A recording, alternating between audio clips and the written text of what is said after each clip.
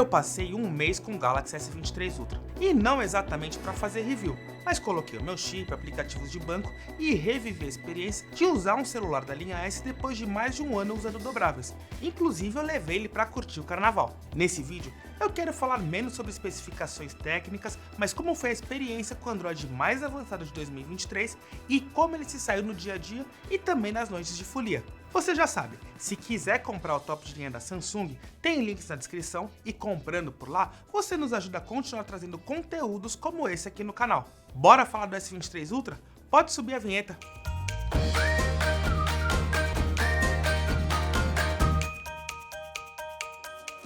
Como eu disse, esse não é um vídeo sobre especificações técnicas, até porque já tem um review bem completo que a gente produziu há pouco tempo. Então, se você quiser essas informações mais técnicas, dá uma olhada no vídeo que está no card depois de ver esse vídeo, fechou? Bom, a Samsung me emprestou o S23 Ultra 2 dias depois do lançamento oficial, então melhor do que ler cada uma das specs foi entender como elas trabalham na vida diária de um usuário. E eu quero começar pela construção e tela. São praticamente 7 polegadas, o que é ótimo, mas tem seus poréns. Eu e o Cleiton somos os roteiristas do time que são fãs de celulares maiores, enquanto o Bruno e o Teteu preferem os modelos mais compactos. E mesmo gostando, eu entendo que ter um celular grande demanda algumas concessões. A primeira delas é não ter uma calça que tenha um bolso fundo o suficiente para que o celular caiba inteiro nele. Então, na rua, uma parte dele vai ficar aparente enquanto você anda. Com um detalhe, se você usar no bolso direito, com a tela virada para dentro, o que fica exposto ao conjunto de câmeras. E aí precisa tomar cuidado e usar uma capinha que proteja a lente. E outra consequência desse tamanhão de celular é usando no carro, sentado com ele no bolso. Por várias vezes ele caiu da calça e parou embaixo do banco. Enquanto estava no carro com a porta fechada, tudo bem. Mas imagina o tombo se ele cai do seu bolso no momento que você abre a porta. Aconteceu comigo no S20 Ultra e foi bem caro para arrumar. Eu gosto muito da construção do Galaxy S23 Ultra. Ele é todo sólido em metal e vidro, com proteção Gorilla Glass Victus 2 na parte frontal e na traseira. E preciso dizer que no bolso e sem capinha, nem mesmo essa proteção Gorilla Glass aguentou e ele sofreu alguns arranhões na traseira, que me deixariam ainda mais bravo se fosse um aparelho próprio.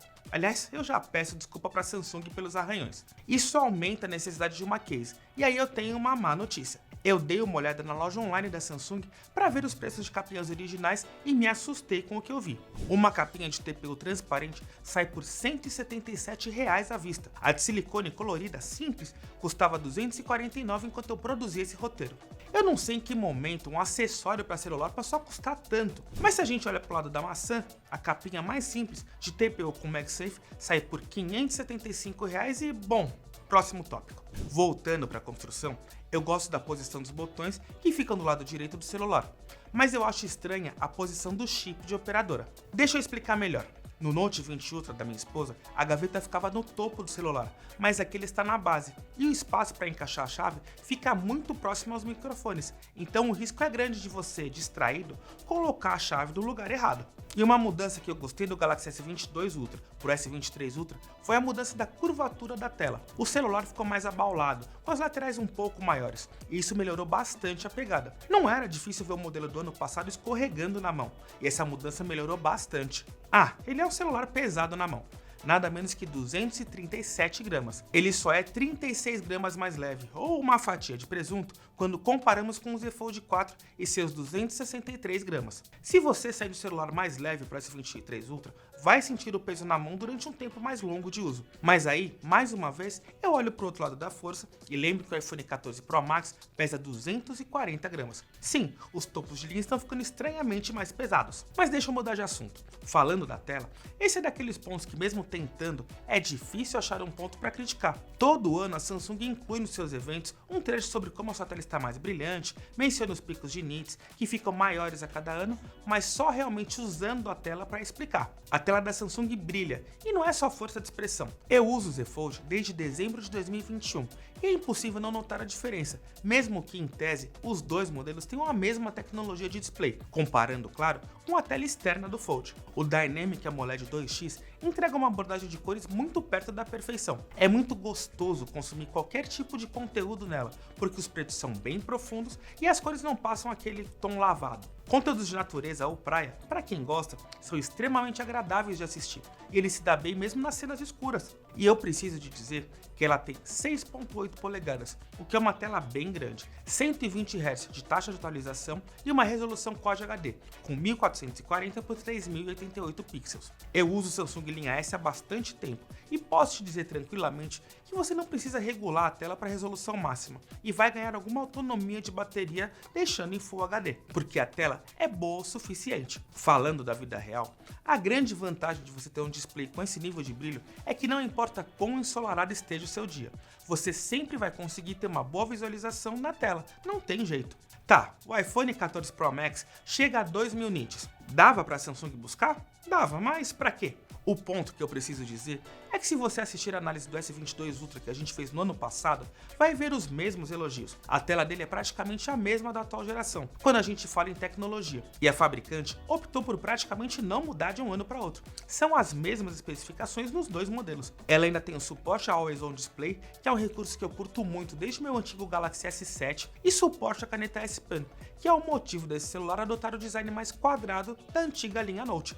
Falando da canetinha, eu uso bastante no Z Fold 4, mas eu sinto falta das ações suspensas que essa caneta traz. Dá para tirar foto, passar os slides de uma apresentação, selecionar uma área da tela para printar, criar GIF animado, aumentar ou diminuir o volume de conteúdo, bastante coisa. A Samsung já atingiu um nível muito bacana de maturidade da S Pen com o Note 20 Ultra em termos de funcionalidade. Então, agora resta melhorar o nível de precisão e o tempo de resposta ao toque, que também já era excelente no top de linha de 2020. A Samsung, nessa geração, fez uma apresentação mais geek e falou bastante do hardware da linha S23, especialmente do Ultra.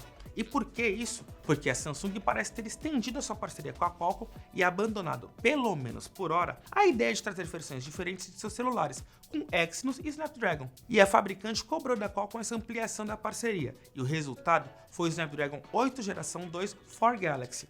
O que isso quer dizer? Que ele vai ser diferente de qualquer outro top de linha equipado com o principal chip da fabricante. O processo segue em 4 nanômetros, igual ao do ano passado, mas a Qualcomm melhorou o desempenho, com maior frequência e uma mudança na configuração dos 8 núcleos, que são divididos em performance, eficiência e no uso de um único aplicativo. Sendo muito honesto, por mais que eu diga para você que o desempenho é excelente, que ele mandou muito bem nos benchmarks e ultrapassou 1 milhão de pontos no AnTuTu, pro dia a dia, você vai perceber muito pouco a diferença se vier de um S21 ou S22 Ultra. Os celulares chegaram num ponto de maturidade, especialmente tops de linha, que é chovendo molhado falar de desempenho. E como esse não é um review técnico, eu prefiro resumir tudo isso dizendo que não vai ter nada que engasgue com esse carinha disponível para download na Play Store. O máximo que vai acontecer é ele esquentar, mas você vai realizar a tarefa. Então, eu vou dar mais atenção em outros pontos do hardware, porque ele vem com 12 GB de RAM e versões de armazenamento que chegam até 1 TB. Eu testei a versão de 512 GB.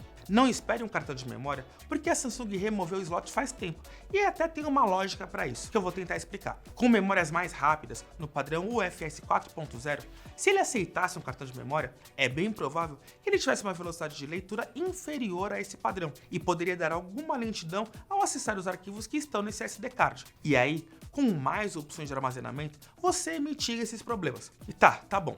Eu preferia a opção de ter o slot para microSD lá, mas vem uma vantagem de comprar no lançamento. Quem comprou esse cara no primeiro mês recebeu o dobro de armazenamento. Então, pegou 256, recebeu 512.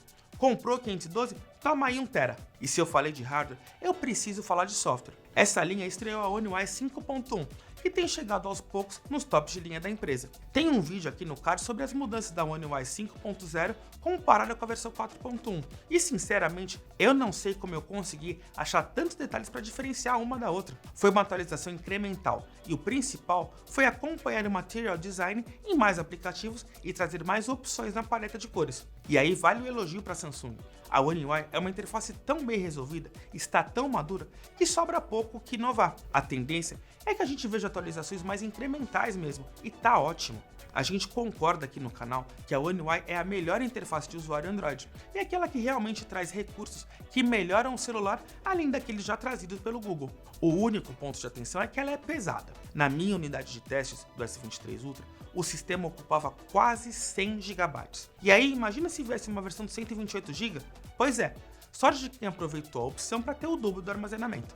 A boa notícia desse carinha é que ele é parte da política de atualizações da Samsung, com nada menos que 4 anos de software mais recente instalado. É menos que a Apple faz, mas igualmente digno de comemoração. Poxa, você paga caro num celular desse, então tem o direito de usar com o software atualizado por bastante tempo. E nem mesmo os Google Pixels, que são Android puro na sua essência, atualizam tanto quanto é o One UI. E eu não me preocupei com o set da bateria que a gente faz aqui no canal, porque essa foi uma experiência real de uso. Então aqui vale uma explicação. Como eu já trabalho com 2 celulares normalmente, e um deles fica com meus aplicativos de banco, Samsung Pay e meu WhatsApp principal, eu passei o chip do meu celular secundário para evitar qualquer risco na migração de aparelhos. Por isso, o meu uso é um pouco mais tranquilo nesse celular, mas eu usei no mesmo ritmo do principal, e dá para dizer com tranquilidade que ele conseguia passar um dia inteiro longe da tomada em dias mais comuns. Quando ele sentiu mais? Em gravação de vídeo e jogando. Aí a bateria drena um pouco mais rápido, mas a gente está falando de um uso mais intenso mesmo. E assim, mesmo a One UI sendo um pouco gastora em modelos top de linha, os 5.000 mAh deram conta do trabalho de não me deixar na mão. Comigo, inclusive, passou fácil de um dia e meio de uso mais moderado. E por falar em não deixar na mão, o Procon trabalhou e a Samsung voltou a entregar o carregador na caixa do aparelho, que é de 25 watts. Ele suporta carregamento de 45, mas eu posso te dizer que o ganho no tempo de recarga é marginal se comparar um ao outro. Eu achei o carregador de 45 watts na Fast Shop por R$ 314. Tem lugares mais baratos no varejo, mas eu não consegui confirmar se era o modelo original da Samsung ou uma réplica. Nesses casos, os valores giravam entre 150 e 180 reais. Mas tanto faz o preço, o raciocínio aqui é o mesmo. Fica com o modelo de 25 watts e tá tudo certo. Você vai recarregar a bateria de 0 a 100% em algo próximo de 1 hora, um pouquinho a mais ou a menos. E chegou o momento de falar das câmeras. Mas antes, eu preciso contar uma historinha. A Samsung estreou uma nova quantidade de megapixels depois de 3 anos. A última estreia foi do sensor de 108 megapixels no S20 Ultra, que manteve o mesmo tamanho no Note 20 Ultra, S21 e S22 Ultra. Mas o S20 Ultra foi complicado. Era a estreia do sensor, e com aquele tamanhão era difícil focar, e o Note 20 Ultra teve foco a laser para tentar corrigir o problema, e os S21 e S22 Ultra estabilizaram o alto desempenho das câmeras da Samsung. Agora, a gente tem uma nova estreia, são 200 megapixels. E eu perguntei isso no nosso podcast para o Renato Citrini, que é o gerente sênior de produtos móveis da Samsung, sobre o que aquela estreia de 2020 ensinou para esse momento. A resposta está na qualidade das fotos, que eu vou te mostrar aqui. O sensor HP2 comprime 16 pixels em 1 e o resultado me agradou bastante. A câmera principal é excelente em qualquer situação testada. As fotos são um pouco mais saturadas que a S22 Ultra, retomando aquela tradição da Samsung de imagens com cores mais vibrantes, com uma pegada feita para impressionar nas redes sociais.